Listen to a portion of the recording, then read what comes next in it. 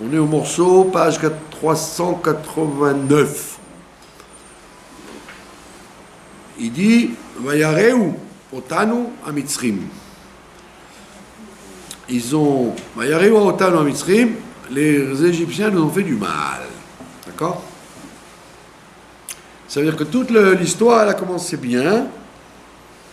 Et au fur et à mesure, avec le fil de l'exil, ils se sont aggravés, quoi. Et c'est intéressant parce que il y a écrit que Dieu, il a dit à Abraham, la 4e génération, ils reviendront. Dor revilli yashuvu hena. 4e génération, ils reviendront. Et c'est intéressant parce que, pardon. Alors, ça dépend comment vous comptez. Mais apparemment, on compte depuis Yaakov. Mais ça ne marche pas non plus parce qu'il y a écrit que... Bon, si vous comptez Moshe Rabbeinu comme la 4e, donc son père c'était Amram, son grand-père Lévi et son arrière-grand-père Yaakov, ça fait 4. Mais si vous prenez les générations plus jeunes, il en faudrait plus. Donc, il vous dit, d'en réveiller parce que tu comptes à partir de Yaakov qui est le premier qui est vraiment descendu concrètement en Égypte. Pas une petite visite comme Abraham. Bekitso, donc on vous dit la 4e génération, ils reviendront en Israël. Et quand vous observez dans le Seder, il y a 4 fils. Alors les 4 fils, vous pouvez aussi les compter comme ça. Que le premier fils, on l'a déjà dit, c'est le Chacham.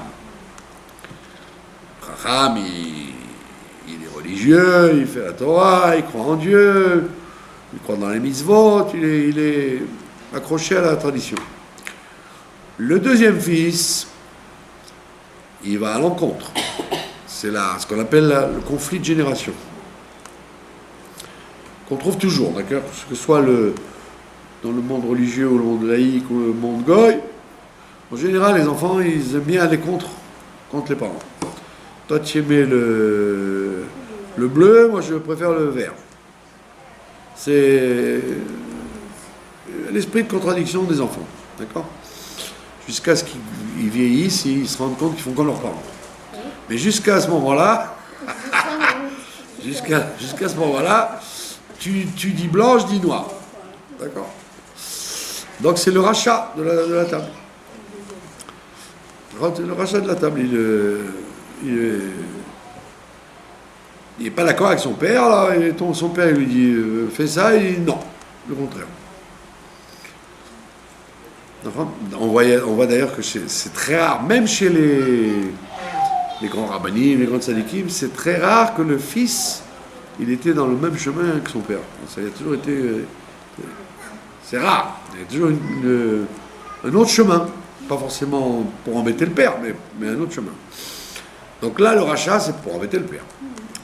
Donc en Égypte, c'était ça. Première génération. Yaakov, il tenait bien, il les surveillait, ils étaient à Goshen, ils n'allaient pas dans les théâtres, ils n'allaient pas dans les cirques, ils n'allaient pas dans les boîtes de nuit. Comme il faut. Deuxième génération, ils ont dit, il faut aller voir ce qui se passe ailleurs, peut-être. Ça suffit, les yeshivot, les ghettos, on va voir un peu ce qui se passe ailleurs. La 3e génération, comme la 2e, ils avaient déjà abandonné, 3e génération, elle ne sait plus où elle en est, c'est le Tam. Ils ont quitté Goshen, ils ne savent plus où ils en sont. Il n'y a plus de Yaakov, il n'y a plus de Lévi.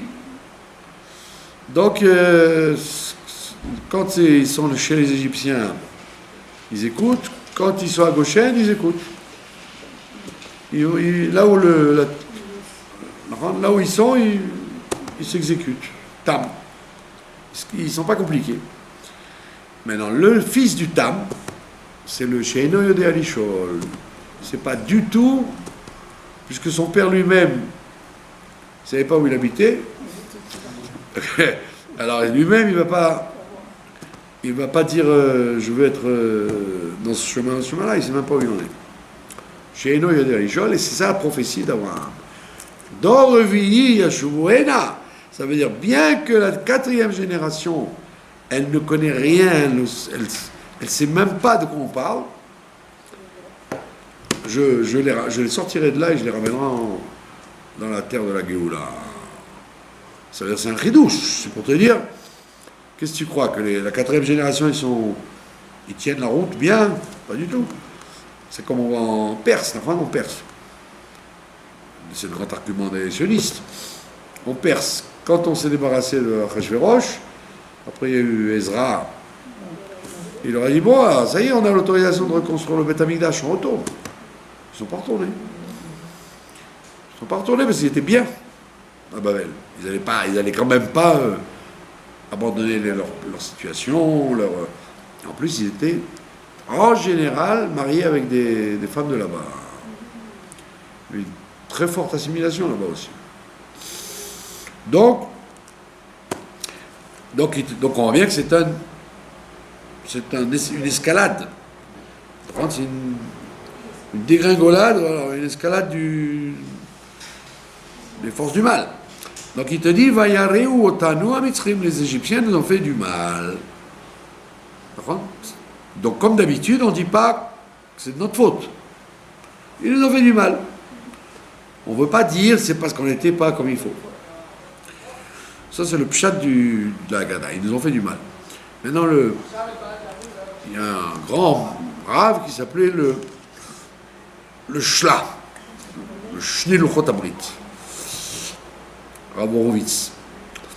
Vous savez qu'après le rabbi explique que de chaque mal, il peut sortir du bien. Il dit de l'Inquisition est sorti du bien. Le fait qu'ils se sont sauvés d'Espagne, ça a sorti beaucoup de bien. Ça a fait venir les Juifs en Afrique du Nord, alors qu'il n'y avait rien.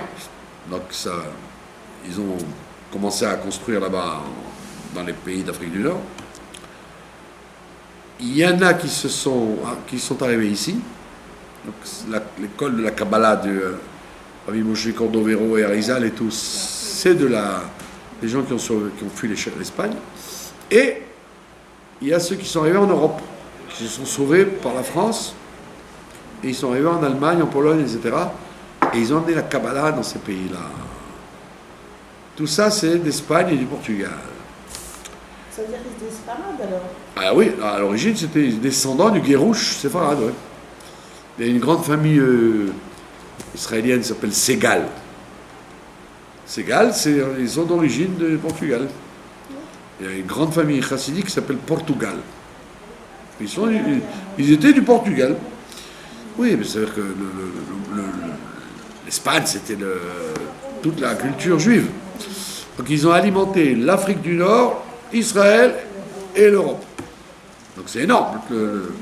Et donc le Shnei Luchot Abrit, le Shla, il était d'origine d'Espagne, lui aussi, donc. Même le Rabbi est descendu, Maharal qui descend, et il descend d'Abrabanel, qui est un rescapé de l'Inquisition. Abrabanel, c'est ça? Abrabanel, Don Yitzhak Abrabanel. Le Rabbi descend de lui. Donc ça veut dire que toujours en général, il y a toujours du séfarade dans le sang, quoi. Il y a même des gens qui se moquent, qui disent les Ashkenazim, c'était ou des Khazars, des Tartares qui se sont convertis. Donc c'était des sauvages, quoi, en général. Parce que la culture, elle était ou en France ou en Espagne. Elle n'était pas en Europe de l'Est. Après que le judaïsme s'est réveillé là-bas. Donc le Shla, il dit ne lis pas Vayareu Tanu Amitzrim, ils nous ont fait du mal. Il faut lire Vayareu Otanu, ils nous ont rendus méchants. Les Égyptiens nous ont rendus méchants. Ça veut dire que quand on est dans la galoute, le fait qu'on soit dans la galoute, le fait de ne pas être chez soi, le fait de ne pas avoir une parnassa, de ne pas être à l'aise, ça rend les gens méchants. C'est-à-dire que la galoute, c'est un facteur de désaccord entre les Juifs, quoi. Quelqu'un, il est grincheux quand il n'a pas... imaginez-vous quelqu'un qui est dans l'angoisse, là.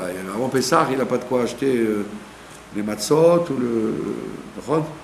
le minimum, quoi. La viande, le poulet, le minimum de kavod pour la fête.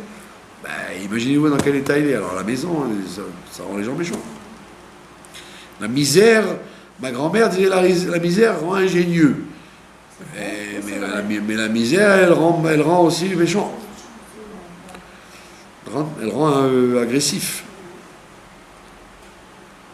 Donc, il te dit, le shla, on est en train de défendre les Bnei Israël en disant que c'est les Égyptiens qui nous ont rendus méchants. Par nature, on est gentils.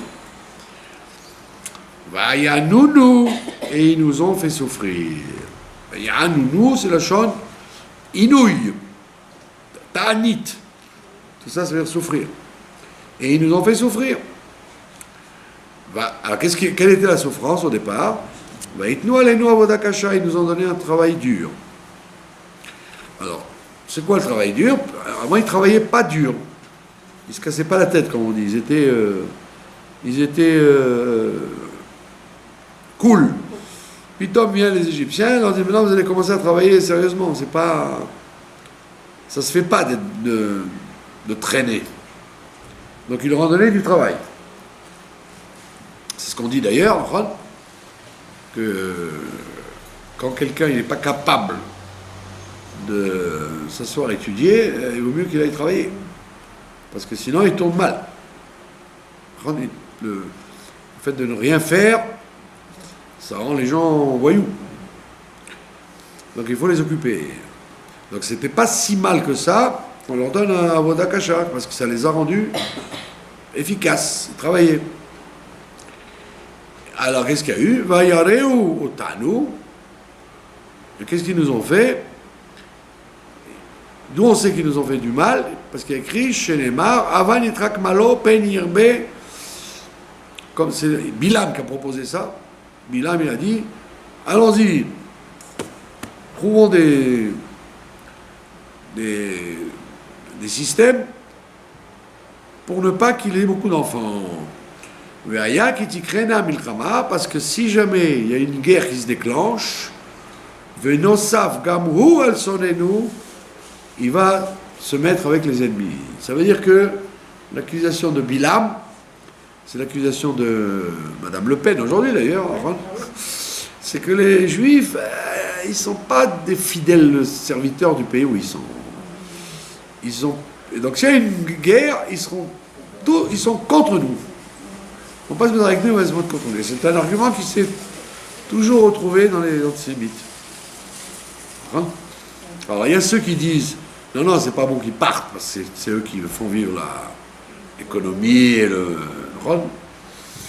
Mais il y a ceux qui disent non, il faut les mettre de côté parce que s'il y a une guerre, on voit d'autres choses, ils ne seront pas avec nous, ils seront avec l'autre. C'est le premier argument qu'on voit dans l'histoire. C'est Bilam qui l'a inventé. Venilcham banou, et à ce moment-là, ils feront la guerre contre nous. Ve'ala minaretz, après ils se sauvera. Vayanunu. Alors il y a qui nous ont fait souffrir. Qu'est-ce qui s'est passé? C'était quoi la souffrance? Comment chez Neymar, comme il est écrit, Vaya simu alav sare misim. Ils leur ont mis dessus des ministres des impôts. C'est ça la souffrance. Parce qu'avant, ils ne payaient pas d'impôts. Comme c'est une halakha d'ailleurs, qui n'est pas respectée en Israël, que les talmidés et chachamim ne doivent pas payer d'impôts. Les gens qui payaient des impôts de tout temps, c'était toujours les gens qui étaient en dessous, quoi.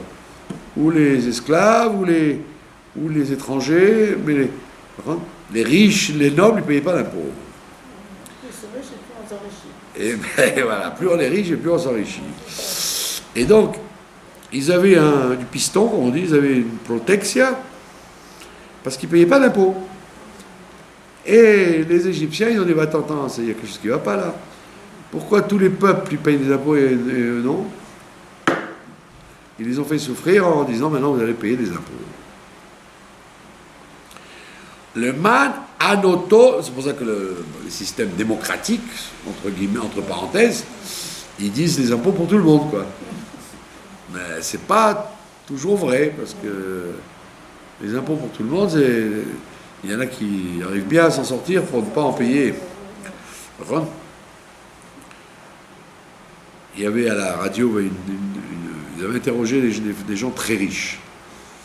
Alors le journaliste laïque, il lui dit, écoutez, d'après le judaïsme, les gens très riches devraient donner le maaser et la tzedaka. Or vous êtes connus comme des fortunes énormes, ben, vous ne donnez rien. On voit bien que dans les chiffres, les gens qui aident pour les fêtes, ou pour les pauvres, ou pour les handicapés, vous n'êtes pas dedans. Alors elle lui répond, mais écoutez monsieur, si vous saviez combien je paye d'impôts, c'est beaucoup plus que le maaser et beaucoup plus que la tzedaka. Vous avez compris ? Ah ça serait vrai si tout l'argent que les gens versaient aux impôts allait aux pauvres. Mais en général, il y a combien ça va dans les bureaux, ça va dans l'administration, et très très peu retombe aux pauvres. D'accord ? Donc, à l'époque, Pharaon, il a instauré les impôts pour tout le monde, et donc à ce moment-là, ça s'appelait une souffrance. Mais comme on l'a dit déjà, que rien que ça aurait été la galoute. Payer des impôts. Avec ça, ils auraient été quittes. On aurait dit à Abraham Avinu, ta prophétie qu'ils vont souffrir, voilà, c'est réalisé. Ils souffrent. Pourquoi ils souffrent ? Parce qu'ils payent des impôts. Le Ma'an Anotom Sivlotam, et donc Bilam il a proposé de les faire souffrir en les faisant travailler. Donc ça veut dire que c'est une étape après. Ça n'a pas suffi les impôts, ils les ont fait travailler en plus. D'accord ? Vaïven Aré Miskenot le Pharaon, ça veut dire que c'est un calcul qu'ils ont fait. Ils ont dit c'est plus intéressant de les faire travailler gratuitement que de les faire payer des impôts. Comme on a dit autrefois, les 80% qui ne sont pas sortis, c'est ceux qui évitaient de travailler et qui étaient rentrés dans la société égyptienne. C'est pas tout le monde qui travaillait. Il y avait ceux qui étaient esclaves et ceux qui étaient planqués et qui arrivaient à ne pas travailler. Donc qu'est-ce qu'ils ont fait ? Ils les ont rendus ouvriers. Ouvriers en bâtiment. Ils viennent, Aré, Miskenot, les pharaons. Et ils les ont fait construire des villes de Miskenot, c'est la Shon, ou la Shon Sornout, ça veut dire des agences où on mettait de la nourriture, etc., dans tout le pays. Ou alors il y en a qui disent Miskenout, ça veut dire sakana, danger. Ça veut dire qu'il les rendait maçons. Donc ils montaient sur les échafaudages, c'était très dangereux. Il y avait donc deux sortes de travaux. Soit les bureaux, quoi, ils travaillaient dans les bureaux pour emmagasiner l'alimentation pour l'Égypte, ou alors ils travaillaient pour faire des bâtiments. Et pas comme les gens y croient, les pyramides. Ils n'ont jamais fait les pyramides. Les pyramides, on faisait faire les pyramides par les Égyptiens idolâtres. C'était un cercueil. La pyramide, c'était pas un endroit neutre, c'était kadosh pour eux. Mishkanot le Pharaon et Pitom et Ramsès, les deux grandes villes que tout le monde connaît, Pitom et Ramsès. Pitom, c'était une ville économique, et Ramsès, c'était la ville, un peu comme vous diriez Washington, quoi, la capitale du pharaon. Royal. Pardon ? Royal. Royal, c'est ça. Vaïtnu aleinu avoda kasha. Vaïtnu aleinu avoda kasha. Ils nous ont mis dessus le travail dur. Comme c'est écrit, Vayavidu Mitzraim et Béné Israël, Befarech, ils ont esclavagé les Béné Israël avec un travail, les travaux forcés, quoi, Farech. Mais le Midrash, il dit À la fin, c'était Befarer, avec le travaux forcés. Avodat Perer, ça veut dire épuisant, travail fatigant. Mais à l'origine, comme dit l'Agmara, c'était Beperach, avec une bouche douce. C'est-à-dire, ils sont venus vers les Juifs, ils leur ont dit voilà, venez aider le pharaon.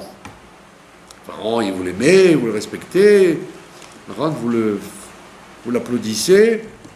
Eh bien, si vous l'aimez, aidez-le. Organisons une journée nationale pour aider les œuvres du pharaon. Alors, les Lévi'im n'ont pas été. Nous, on est occupés à la yeshiva, on ne s'occupe pas de ces trucs-là. Et les autres, ils sont venus. Ils ont dit, c'est bien et tout, c'est une journée tranquille. Et à la fin de la journée, ils leur ont dit, maintenant vous restez. Vous avez voulu faire un peu de ciment, un peu de nettoyage, maintenant vous allez devenir fixe. Donc on les a attirés, avec une bouche tendre. D'accord? On leur a fait croire que c'était une participation à l'amitié judéo-égyptienne, et pas sauf ils sont devenus esclaves. Et alors ils ont rendu leur vie amère, Ba'avoda kasha, avec un travail dur, Bechomer, au bilvenim, avec du mortier et des briques, ou Bechol avoda basadeh, avec tous les travaux dans les champs, parce que c'est pas seulement dans la ville, mais il fallait travailler dans les champs. Et kol avodatam, et tout le travail, asher avdu bahem befarer, tout ce qui est dit dur à faire, que les gens n'ont pas envie de faire. Alors, non. Eh bien, en Occident, ou même ici aujourd'hui, plus le temps passe et plus les gens ne veulent pas travailler les travaux durs. Ils font venir des ouvriers des pays de plus en plus qui travaillent les travaux durs, et eux qui sont à la caisse ou dans les bureaux. On devient de plus en plus paresseux. Vous voyez bien, c'est très fort ici. Avant, ils faisaient travailler les Arabes. Maintenant, les Arabes, ils sont des chefs de contremaître, et c'est les Éthiopiens, ou les Soudanais, ou les Roumains, ils font venir des gens. Et puis après, c'est une nouvelle... Tout comme ça. Tout l'Occident fait ça. Il emmène des gens de l'extérieur pour travailler les travaux que les gens ne veulent pas faire. D'accord ? Donc ça veut dire que c'était très grave. Ils étaient eux comme les ouvriers les plus bas qui soient. Sauf, comme on l'a dit, sauf les planqués qui avaient su se sortir de là au départ. Alors je vais faire une petite parenthèse parce qu'il y a un petit film qui est sorti. Alors tout le monde rigole de ce film parce qu'il n'amuse pas les femmes, mais il amuse les hommes. C'est quoi? À propos ils ont rendu leur vie amère. C'est une Agada, une très vieille Agada, hein, c'est pas un truc moderne. Hein. Une très vieille Agada, alors vous lisez ça, vous êtes scandalisés. Il dit, si tu n'as pas de maror, celui qui n'a pas les moyens d'acheter du maror à l'époque, il regarde sa femme. Vous l'avez entendu celle-là? Non, Ah, écoutez bien. Il regarde sa femme et il dit... Et alors, il regarde sa femme parce qu'il y a écrit dans Shlomo HaMelech, je n'ai pas trouvé plus amère que la femme. Moi, ça dit, marmi mavet, je n'ai pas trouvé plus amère que la mort que ma femme. Et il doit regarder sa femme en disant, alors tous les hommes, ça les fait rigoler, mais mais les femmes, ça ne les fait pas rigoler du tout. D'abord parce que le gars, il n'a même pas les moyens de s'acheter du marron. Alors que c'est pas ce qui coûte le plus cher dans le chouk, le marron. Et au lieu de dire, bon, il n'y a pas de marron, on va faire ça, c'est grave. Et les gens, ils rigolent de ça. Alors, moi, je me suis posé la question, c'est une vieille Agada, pas compris pourquoi le Rav qui a écrit cette Agada, il dit ça. C'est un peu un peu misogyne. C'est bizarre. Alors en vérité, si vous réfléchissez bien, et c'est un scoop que je vais vous sortir, il y a écrit que dans le Zohar, que quand on descend de niveau, quand on descend dans un niveau inférieur, ça s'appelle la mort. La mort, c'est pas forcément perdre la vie. Ça veut dire être obligé de descendre par rapport à ce qu'on a l'habitude d'être. D'accord ? Bon, maintenant, quand Shlomo HaMelech il dit ça, alors tout le monde vous dira, ah oui, quand il était jeune, dans Shir HaShirim, il parle des femmes avec enflammement. D'accord ? Quand il était jeune. Après Michelet, les proverbes, il est plus mûr. Donc il est raisonnable. Et à la fin de sa vie, quand il écrit l'Ecclésiaste, Evel Avalim, tout ne vaut rien, et là-bas il dit, je n'ai pas trouvé plus amer que la femme. D'accord ? Alors qu'ailleurs, il dit, Matzah Isha, Matzah Tov. Celui qui a trouvé la femme, il a trouvé le bien. Alors il faut savoir. Alors les gens disent, voilà, tu vois, comme il a eu tellement de femmes, il a été tellement déçu, et à cause des femmes, il a été il a été jeté, parce qu'il avait tellement de frais pour les châteaux de ces femmes, qu'il prenait l'argent du peuple, et les gens l'ont chassé du trône. Ouais, il s'est sauvé. Il n'a pas fini de voir. Et il était il est revenu roi de Jérusalem, c'est tout ce qu'il était. Il a fini très mal. Et là-bas, il dit, oh, je n'ai pas trouvé plus amer que la mort, que la femme. Alors, quand vous lisez le Pshat, bon, c'est le constat du regret de Shlomo HaMelech. Mais en vérité, si on approfondit l'idée, si on voit les choses positivement, pas de façon misogyne, quand on se marie, la Chassidoute, elle te dit, un khatan, c'est la shon nochat, atterrir. C'est-à-dire que le khatan, il est dans ce monde à lui, il doit descendre vers la kala. Voilà les préoccupations. La femme, elle est liée avec les choses matérielles, elle est concrète, elle n'est pas dans les nuages. Donc elle doit aspirer à son khatan, mais lui, il doit aspirer à descendre vers elle pour parler son langage. Une nechita en hébreu moderne, ça veut dire un atterrissage. Le Zohar, il appelle ça nachot darga, descendre de son niveau, descendre de son piédestal. Donc voilà. Quand tu dis que la femme c'est la mort, ça peut dire la mort dans le sens physique, ça veut dire la descente. La femme t'oblige à descendre dans le monde matériel, sinon tu resterais dans des sphères célestes. Donc c'est pas une insulte en fait. Quand il dit je n'ai pas trouvé amer comme la mort, comme la femme, c'est pas pour insulter la femme. C'est pour dire que la mériroute, c'est-à-dire comme on a déjà dit que mériroute c'était pas la tristesse. Mériroute ça veut dire la réalité des choses. Se regarder dans une glace en disant voilà ce que je suis, c'est la femme qui le fait, ce travail-là. Donc c'est un compliment qu'on fait à la femme. Donc on comprend que ce Rav, il dit, il faut qu'il regarde sa femme. Pas pour dire, avec tout ce que tu as fait pour Pessah, tu es comme la mort pour moi, mais c'est pas gentil. C'est honteux. Donc on dit non. Qui est la seule personne capable de faire descendre l'homme à la réalité des choses? C'est sa femme. Sa mère, il ne faut pas compter. Elle va dire, non, mon fils, ne fais rien, ne bouge pas, ne nettoie pas, ne travaille pas, je fais tout. Sa sœur aussi, c'est elle connivence avec lui. Sa fille, elle aime son père. Qui est la seule qui va lui faire la nounou, descend sur terre, il faut réaliser sur terre, c'est la femme. Donc on voit bien que sous cet angle-là, le maror, la mériroute, c'est pas l'amertume, c'est le fait de devenir réaliste. C'est pour ça que, vous voyez bien, celui qu'on a vu au début, Ben Zoma, il est mort à 18 ans. Ben Zoma et Ben Azaï. Pourquoi on ne les appelle pas Rabbi Ben Zoma, Rabbi Ben Azaï? Parce qu'ils sont morts sans être mariés.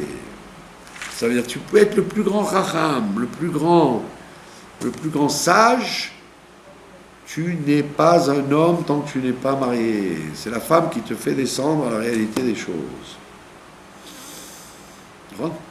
Alors des fois, tu es méritant, alors ta femme elle t'aide à t'élever. Quand tu n'es pas méritant, elle te rabaisse, elle t'énerve, elle te rappelle à l'ordre. Ou des fois elle te secoue. Il y a des hommes qui veulent pas travailler, ou qui veulent pas bouger, ou qui veulent rien faire, quoi. Pas éduquer, pas nettoyer, pas travailler, pas... Ben, heureusement que la femme elle est là pour secouer. C'est un gros avantage, la femme. Et celui qui te dira que sa femme ne lui a servi à rien dans sa vie, c'est un menteur. À moins de tomber sur une femme méchante, qui cherche qu'à casser, qu'à détruire, qu'à profiter. Mais ça, c'est rare. On ne va pas me dire que la plupart des femmes, c'est des tyrans et des diables. La plupart des femmes, c'est des personnes qui vont secouer le mari à faire son travail. Et donc, on comprend maintenant, cette vieille Agada, où il complimente sa femme. Il dit, le maror, c'est pour devenir réaliste. Ben c'est toi, ma femme, qui m'a rendu réaliste. Sinon, je serais resté dans mon... Je vous ai raconté cette histoire plusieurs fois. J'avais un rave, très grand rave, il s'appelait Rav Cohen. Maintenant, il est parti, bon. Et donc, je parlais beaucoup avec lui, quand je pouvais, sans trop le déranger. Alors, il y avait sa femme. Sa femme, elle écoutait souvent ce qu'on disait, quoi. Lui, comme s'il habitait à Meacharim, dans une maison où tout était en même temps, quoi. Vous aviez la salle à manger à côté de la cuisine, à côté du salon, c'était pas avec des portes. Non, c'est des vieilles maisons arabes, vous voyez, de Meacharim. C'est vite fait, quoi. C'est une grande pièce, quoi. Alors, il y avait la cuisine, où la femme faisait de la soupe, elle faisait des travaux. Et lui, il était dans le salon, et des fois dans la salle à manger. Alors, la salle à manger était à côté de la cuisine. Alors des fois, quand je venais, il mangeait, c'était l'heure de la soupe. Alors il mangeait, et il m'écoutait, il répondait, etc. Alors, c'est un Cohen. Quand il allait chez le rabbi il demandait au Chazan d'attendre qu'il descende parce qu'il voulait recevoir sa bracha de lui, à l'Irkat Kohanim. Donc il était très, très chachouv. Alors, une fois, chaque fois que j'allais le voir, je lui parlais de la yeshiva, des problèmes. Alors une fois, il me... Bon, on fait la discussion. Alors, je racontais les problèmes qu'il y avait. Et il me fait, je te fais une bracha, que tout aille bien, et que tout se passe bien pour toi, Et sa femme, elle sort de la cuisine, avec son tablier, elle lui dit, au lieu de faire des brachot, donne-lui de l'argent. Il lui dit, Yeshiva, elle a besoin d'argent, elle n'a pas besoin de tes brachot, elle lui fait comme ça. Alors il a eu honte, il a dit, ah oui, tu as raison. Alors il a été chercher un billet au lieu de dire, mon mari, non, pas du tout, il sort de la cuisine pour dire, tes brachot, il a besoin d'argent pour... Les yeshivot, ils ont besoin d'argent, pas des brachot. Ouais. Et il avait très très peur de sa femme. Et sa femme, elle était directe, tac. Donc elle remettait les choses sur pied, quoi. Donc vous voyez, c'est pas qu'il lui a dit de quoi tu te mêles, rentre dans ta cuisine. Non, il a dit oui, tu as raison. Bon, c'est vrai que ces brachot, elles étaient très utiles. Et ça m'a marqué parce que j'ai dit voilà, tu vois, un grand rave comme lui, et la femme, elle le remet sur le droit chemin. Je rappelle qu'il n'y a pas que la théorie des choses, là, il y a le monde de la pratique.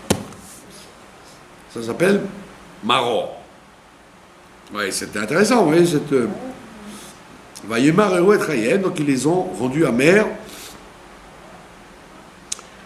D'ailleurs, on dit en Égypte que la même chose, s'ils avaient écouté leurs femmes, l'exil aurait été moins fort. Ils faisaient un peu ce qu'ils voulaient, les gens là-bas. D'accord? Et on dit, bon, grâce aux femmes méritantes, etc., ils sont sortis. Donc on voit bien que, encore une fois, le rôle des femmes était fondamental dans cette sortie d'Égypte. Et on continue, on te dit, Venitzak el Hashem. Donc ils ont crié vers Dieu. Donc ça veut dire qu'il y a des situations, il y a la situation idéale, c'est la Teshuvah. Mais eux, ils étaient incapables de faire Teshuvah. Ils ne savaient même pas de quoi ils puisqu'on a dit que c'était la 4e génération. Donc ils ne savaient même pas pourquoi ils étaient en galoute. Alors, c'était très dur d'aller leur dire oh, tu sais, il faut revenir à la Torah. Ils auraient dit de quoi tu parles. On ne sait même pas ce que c'est le bon Dieu, la Torah. On n'a plus de tradition, nous. Donc qu'est-ce qu'il leur restait? Vanitzak. Ils ont crié. La tseaka. Il y a écrit, il y a la tseaka, tsaaka, et la zeaka. Litzok, ça veut dire crier. Mais lizok, c'est crier avec le cœur. C'est-à-dire c'est un cri qu'on n'entend pas. Vient un temps, comme que Dieu préserve, quelqu'un il a mal. Alors il fait ah!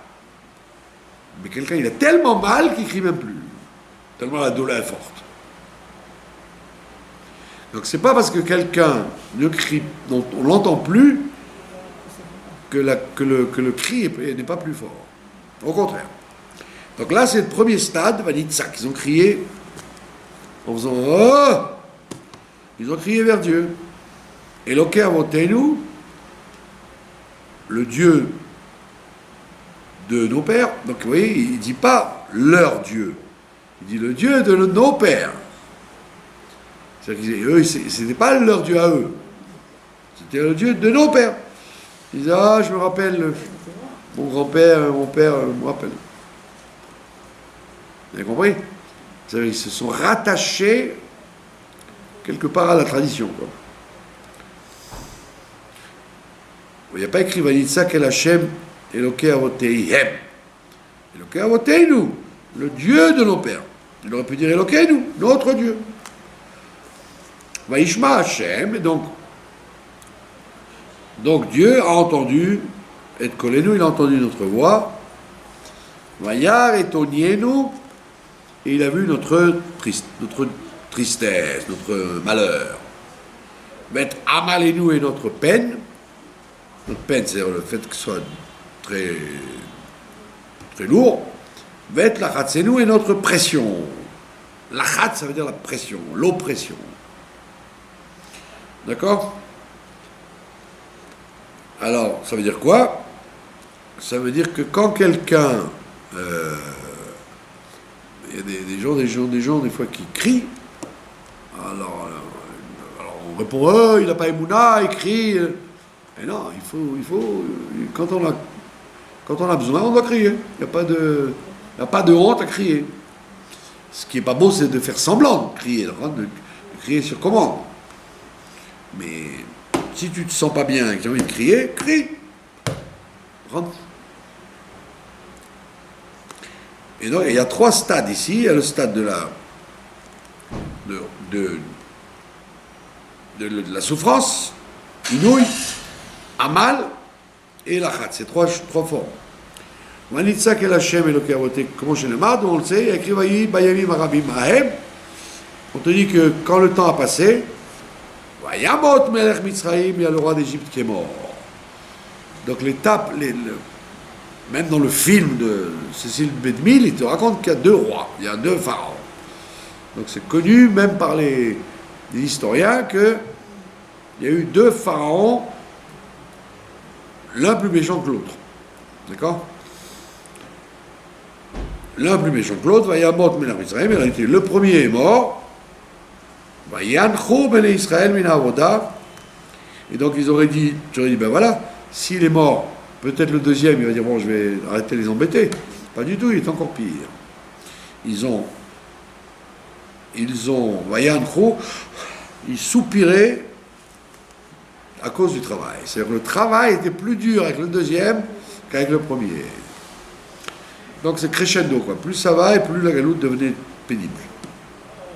D'accord? Il n'y a jamais de situation dans la vie, il n'y a jamais de situation linéaire. C'est toujours où ça monte ou ça descend. Dans la vie d'un individu. Comme les gens disent, comment ça va? La routine, c'est le mieux. D'accord? Les gens, ils veulent la routine. Parce qu'un changement, tu en as peur. Tu sais, des fois, le changement, c'est pas pour faire mieux. Donc, on veut la routine. Mais en vérité, dans la vie, il n'y a pas de routine. Il y a toujours où on monte ou on descend. D'accord? À tous les niveaux. Quand tu es stable, ça veut dire que tu montes, en fait. Tu évites de la chute. C'est bien. Donc là, il te dit, quand le roi est mort, ben, ils ont dit, bah ouf, enfin, débarrassé de ce pharaon, ben, il dit pas du tout. Il était pire, le deuxième. D'accord? C'est exactement les Russes, les Juifs russes, quand ils se sont trop obligés de soutenir la révolution, ils ont mis dehors le tsar. Mais au lieu d'avoir mieux, ils ont eu Staline, ils ont eu pire que le tsar. Parce que le tsar, au moins, il était religieux. Donc, il respectait les religions, au moins. Alors que les Russes, enfin les communistes, ben, ils ont pourchassé tous les Russes vous diront, les historiens, que avec le communisme, c'était pire que l'histoire des tsars. Parce que les tsars, ils habitaient à Moscou, Pétersbourg, Moscou, ils ne s'occupaient pas des villages lointains. Donc les Juifs qui voulaient éviter les problèmes, ils n'habitaient pas dans les grandes villes, ils habitaient dans les trous. Mais dès qu'il y a eu le communisme, ils ont installé le KGB partout, même jusqu'à Tashkent, là où il y avait Moulay Azimov et tous les Lubavitch de France qui habitaient un État musulman, exprès. Ben, il y avait quand même le KGB là-bas. Moins efficace qu'à Moscou. Mais ils étaient pourchassés. Ça veut dire que tu croyais t'en sortir en chassant le roi, tu tombais sur un roi pire. C'est vraiment catastrophique, quoi. Alors, Israël, ils ont donc soupiré à cause du travail. Et à ce moment-là, vous voyez, on a dit tout à l'heure, Vanitsak, ils ont crié. Maintenant, Vaïzakou, ils ne criaient plus, tellement c'était dur. Un stade encore plus fort de souffrance qui n'est même plus à force de crier. Bata'al Shavatam, donc leur cri, leur Shavatam, Shavatam, ça a un lien entre le mot Teshua, ça veut dire la libération. Shavatam, c'est-à-dire un appel à être libéré. C'est plus que les gens qui ont un problème. Quelqu'un qui a un problème, il souhaite que ça se règle. Bon, il crie, il demande, etc. Mais il y a des gens qui sont dans un état où ils ont besoin de délivrance. Pas simplement de solution, mais de délivrance. Ça ne s'appelle plus un problème à ce moment-là, ça s'appelle un drame. Ça me fait rigoler parce que en France maintenant, comme la langue elle est complètement en train de changer, quand ils vous racontent une catastrophe, ils vous disent il y a un souci. Alors moi, quand les gens disent il y a un souci, je dis bon, un souci, bon, il a raté l'avion, ou il doit payer une amende. Je dis oui, c'est quoi le souci? Ben, sa mère est morte, son grand-père est dans le coma. Ben, je dis c'est plus qu'un souci, c'est dramatique. Les gens n'ont plus le sens des mots, un souci. Ouais, quand je me rappelle du français que je connais, un souci, ça veut dire bon, j'ai fait sauter un bouton ou j'ai un lacet qui a éclaté. Ouais, alors que là, c'était carrément Shavatam, c'est-à-dire tu dis au secours. C'est pour ça que quand on souhaite quelque chose à quelqu'un, on lui souhaite Kol HaYeshuot. Toutes les délivrances dont tu as besoin, qu'elles te viennent. Quoi. D'accord? En hébreu moderne, vous avez la pitronot, ça veut dire les solutions. Et teshuot, ça veut dire les sauvetages. Un pitaron, c'est pour une simple un problème. Tout problème a une solution. Pitaron. Shavatam, ça veut dire un cri tellement fort, une situation inextricable, tu ne peux pas t'en sortir. Tu as absolument besoin d'une teshuah. Tu as besoin absolument que Dieu te vienne en aide. Ça veut dire du domaine du miracle, quoi. Batal, Shavatam el Elohim, et donc est monté leur cri de douleur vers Dieu, Mina Avoda, du fait qu'ils travaillaient comme des esclaves. Et on continue, Vaishma Hashem et Kolenu, et Dieu a entendu notre voix. Alors on dit tout ça dans la Haggadah pour dire que rassurez-vous, dans les situations les plus dramatiques, Dieu écoute votre voix. Dieu n'est pas sourd, d'accord?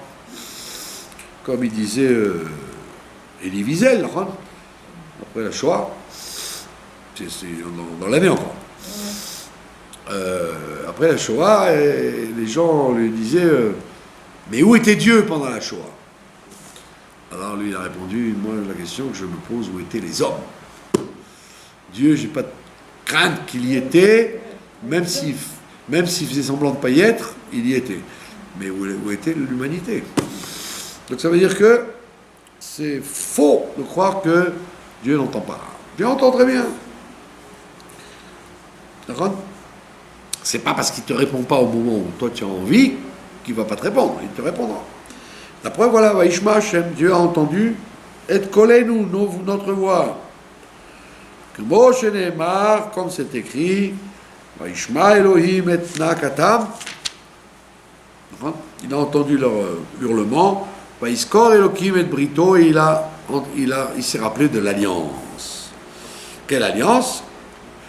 L'alliance qui avait été faite avec Abraham, comme on a dit, de les faire revenir après 4 générations. Il a renouvelé son alliance avec Yitzhak et il a renouvelé avec Yaakov. Ça veut dire que quand Dieu fait un sauvetage, il nous sort d'un problème, c'est toujours en lien avec l'alliance d'Abraham, Yitzhak et Yaakov. C'est jamais, il n'oublie jamais ses ancêtres, ses fidèles serviteurs. D'accord? C'est pour ça qu'on les mentionne tout le temps. Vayar étonniez-nous, il a vu notre misère, notre souffrance et notre misère. Il dit, c'est quoi la souffrance, la misère? Prishut derech eretz, c'est qu'il les empêchait d'avoir des enfants. C'était la Prishut derech eretz, il les faisait travailler comme des esclaves pour qu'ils n'aient pas du tout d'affection pour leurs femmes. Ils avaient d'autres chats fouettés qui s'occupaient de leurs femmes. Donc ils voulaient en même temps les empêcher d'avoir des enfants, de détruire la race. Et il dit, d'où on le sait, c'est quoi là? D'où on sait ça? Que Onienu, le Inouï, c'est le fait d'avoir des relations avec sa femme. D'où on le sait? On l'apprend de Lavan. Lavan, il a dit ça à Jacob avant de partir, il lui dit, et attention que tu prives mes filles ou mes demi-filles, Rachel, Léa et Zilpa et Bila. De là, la Gemara, elle retient, elle dit, tiens, il a employé le mot souffrance. De là, on apprend qu'à Kippour, on n'a pas le droit d'aller avec sa femme. Inouï. Donc c'était une technique de faire travailler les gens comme des bêtes pour qu'il n'y ait pas d'enfants. Donc tout ça, c'était les idées de Bilam. C'est lui qui a inventé tous les systèmes antisémites. Et d'où c'est écrit, Vayar Elohim et Bnei Israël, Vayeda Elohim. Il y a écrit que Dieu a vu, et après Dieu a su. Dieu a vu, et après Dieu a su.